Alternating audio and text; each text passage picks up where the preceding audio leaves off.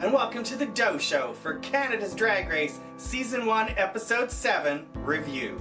I'm Misplaced Anger, Ferris Fair. And I'm Missed the Deadline, Bambi Dextrous. The girls entered the workroom and reacted to Boa's elimination. She may have been a bitch on arrival, but she ended up being a sweetheart on departure. And Scarlet Bobo and Ilona, the sissies, proved that their friendship is on the rocks. Yeah, I definitely think they are feeling the pressure of the competition at this point, and it is showing. And neither of them have a win, and they are comparing themselves to the other queens in the room, and they are seeing that they're not stacking up in the judges' Like the only two in the room without a win so far in the competition. So yeah, there's definitely, the pressure is starting to show. Brooklyn then lowered herself from her heights down into the workroom to let the queens know that they didn't have time for a mini challenge. They were going straight to the Maxi challenge. The Maxi challenge will be a first in Drag Race history, a pageant titled Miss Loose Jaw, and would consist of 3 components: a talent, a swimsuit portion, and an interview. It really sounds like it's going to be a lot of fun. As the winner of last week's Maxi challenge, Rita Vega was responsible for assigning the characters to the girls. She decided to give herself mismatched, and Jimbo was gonna be misbehaving. Scarlet Bobo was assigned as misinformed, and Lemon was assigned as misfits. Ilona Verley was miserable, and Priyanka was misdemeanor. After a classic, basic, and fairly uneventful workroom walk-around, it was time for the talent part of the competition. Up first in the talent portion was Rita Vega as Mismatched. She was playing the hopeless romantic, but she was more hopeless, less romantic. Yeah, it was cute, it was campy, it was quirky, it was cabaret, it was loud, it was kind of one note. It was kind of like bah! The whole time. Yeah, she did gift wrapping for her talent, and I don't know, it just kind of fell flat for me. Yeah, I mean, again, the whole thing was just the gag, and you know, it was funny, but it was one gag. I felt like. Yes. Jimbo was out next as Misbehavin', and her talent was animal calls. It was just ridiculousness from top to bottom. But again, it somehow also didn't feel like one note because there was rides to it. Like, anyway, I don't know. I really enjoyed Jimbo, and I thought it was just beyond stupid and funny, and Jimbo. Scarlet Bobo was up next as Misinformed, and for her talent, she played the bongos. Yeah, the clip that we saw was cute and it was kind of funny, but again, I don't know how long that actually was, but if that had been a couple of minutes and nothing but the bongos, I can't imagine that would have been overly entertaining for that long. But I will say this, like, she was in character the whole time, and she played her character well. Lemon was up next as Misfits, and her talent was a mime.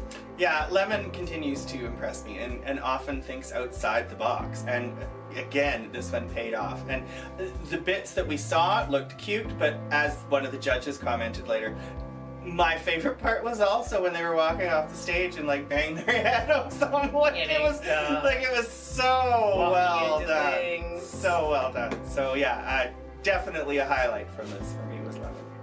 Up next was Ilona Verley as Miserable, and she did painting for her talent. She did. She did a bit of painting, did a lot more yelling at the judges, including Michelle Deberry and Canada's squirrel friend, Tracy, and then of course Spike from Degrassi Junior High, who knocked up that girl that long time ago, and I've never really gotten over it. But that's beside the point, because it was still really kind of strange that she wasn't really miserable. She was just kind of angry. Yeah, just kind of angry and putting people off. Yeah. Priyanka was up next as Misdemeanor, and her special talent was interpretive dance. Yeah, it was kind of weird. It had some moments, it had some really weird moments, including giving birth to a towel. But yeah, it was kind of a misinterpretive dance as far as I was concerned, but there was definitely some funny moments in it. But again, the face, every clip we saw from the thing was one angry look. One angry look. It was one note. So the performance may have been Yeah. all kinds of things and all over the bit, but it seemed like she was just giving one face. And it was angry. We forgot to mention the host of the pageant was Jeffrey Boyer-Chapman, whom, along with the judges, interviewed the girls for the swimsuit and interview portion of the pageant. Yeah, it was your fairly standard kind of interview portion. It was fine. I am continuing to not really enjoy Jeffrey, so this was a lot of Jeffrey. But yeah, it is what it is. This was probably my least favorite portion of the show. The pageant then came to a somewhat abrupt end when one of the judges, Michelle Deberry, disappeared from their post, and then was all of a sudden shown backstage stealing the title. So congratulations to Michelle Deberry as a much-deserved very first and hopefully last Miss Loose Jaw. Yay! Yay! My favorite part of the show came next, though, and that was when the queens were getting ready for the runway. They were talking about how many older queens across the country had influenced them, including Michelle Deberry and many others. And it struck home for me, knowing many performers here in the city who have definitely influenced us and influenced many of the other performers that we so enjoy today. Another conversation that happened at the makeup mirrors that I found really interesting was a throwback to something that I said the other week when Ilona was commenting about how much they looked at Lemon and envied them and how they looked and stuff like that. I guarantee you that Lemon probably has their own issues and they wish that they were like somebody else, because that's just kind of human nature. But yeah, no, it was interesting to see that literally play out, because it happens all the time in the community. I was very happy to, well, not happy, because I mean it's something that they're going through. Who's So happy about that? I'm not happy, but I was still happy, satisfied, storyline-wise, that it did manage to come back, and Lemon was actually able to bring up the fact that they have their own issues, and that as a dancer they're expected to look a certain way, and they know they don't look that certain way, and that they're under their own pressures. So even it was very nice to see that even those that we perhaps put on a pedestal and those that we think have the ideal are dealing with their own shit.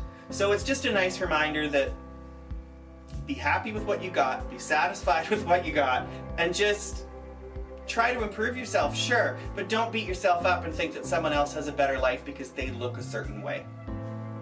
And now we go to Halifax, Nova Scotia for Aurora Borealis, who's going to shine some northern light on this week's episode.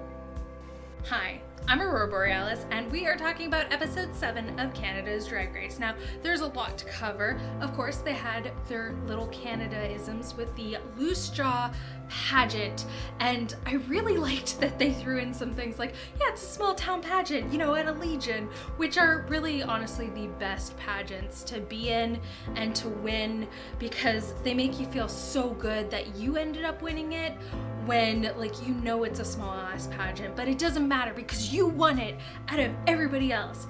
That may have happened to, you know, somebody who may have been in more than a few pageants and lost many of them until the one day that she won Miss Fall Fest. That was me. It was me. I love this episode, and I was really sad to see Ilona go because she was one of my favorites. But my prediction for the actual winner, I have to say, is probably Rita Vega. I've been kind of, you know, pro Quebecois the entire time, but I also am really liking where Lemon's coming from, because she was, you know, started off low, and then of course there's Scarlet Bobo, who I'm like, okay, like they're kind of running with either she's gonna get like a big win next week, or she's gonna go home next week. Like, those are the only two options. But yeah, I'm excited to see what happens next. Thank you so much, Aurora. It's great to have you back again. When the dust finally settled in the workroom, it was time to hit the runway. This week's special guest host was indie pop artist Ali X. This is where they'd cut to a confessional and they'd have me going, I don't know who that is. But yay, we're excited they're here. So excited they're here. Thanks, Lady T, for that joke. First up on the runway was Ilona Verley in what to me looked like a giant Fabergé egg. And to me, just looks like the fairy godmother from Shrek. Out next to me was Lemon in a Little Miss Sunshine outfit. She's a winner, baby. Rita Vega then slinked onto the stage in an absolutely fabulous femme fatale look. Yeah, and painted her face the softest we'd ever seen. Priyanka's look was Princess Bejazzlement. Yeah, it looked like a whole new world for Jasmine. Jimbo's diamond teardrops pulled the focus, and that was a good thing because the rest of the outfit wasn't that great. Yeah, I just wanted to put a needle into that puffy pink pincushion. For Bobo, the dress was a go-go, but the hair was a no-no. Scarlet Bobo was giving us Bond villain realness, sparkling like diamonds are forever. After some fairly harsh critiques from the judges to almost everyone, the contestants went back to the workroom to untuck. The judges' critiques shook the confidence of some of the contestants, including Jimbo, who felt especially sensitive to any further critiques.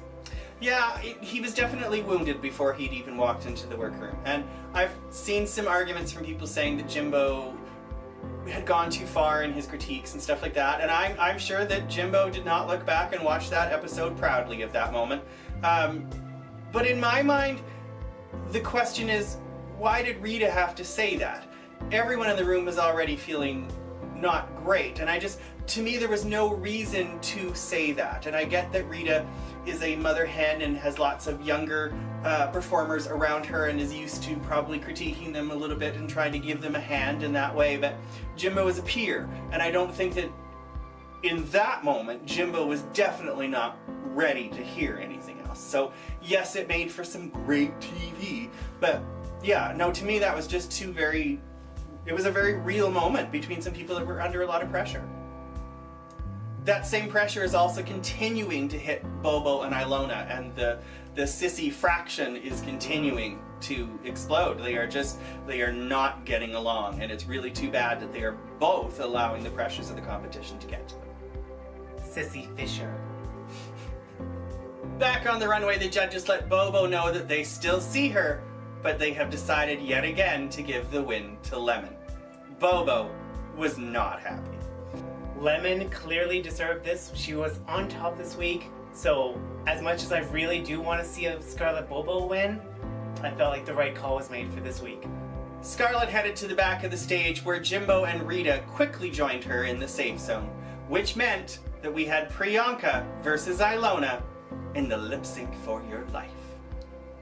And battle they did, with Ilona putting out a more personal, more expressive performance, and Priyanka giving us more choreographies. Yeah, Priyanka worked the entire stage and worked the judges and worked the room and made sure that they sold the entire song, whereas Ilona really just stood and emoted. So it was definitely kind of a difference. Yeah, it was two different performances. But yeah, the judges definitely felt that Priyanka was the one to stay and Ilona Verley was the one to sashay away. Ilona Verley went back into the workroom to pack her belongings and say her goodbye messages, and while doing so, got a surprise visit from her Canadian idol, Ali X. The meeting concluded with Ali telling Ilona that she was gravitated to her energy, and they shared a hug and they shared some kisses, and it was a real sappy Hallmark moment. Yeah, I wasn't really feeling it. But that's okay. That part wasn't for me. But yeah, all in all, it was a really good episode. And it was really great to see. Yeah, all in all, it was a really great episode, and Ilona went home, which I've been waiting for a while. So, yeah. Anyway, I think that's about more than enough of our yapping for another week. So, please, like, share, subscribe, do all those wonderful things. We would love you forever for it. Thank you very much for watching. See you next week. Bye! Bye!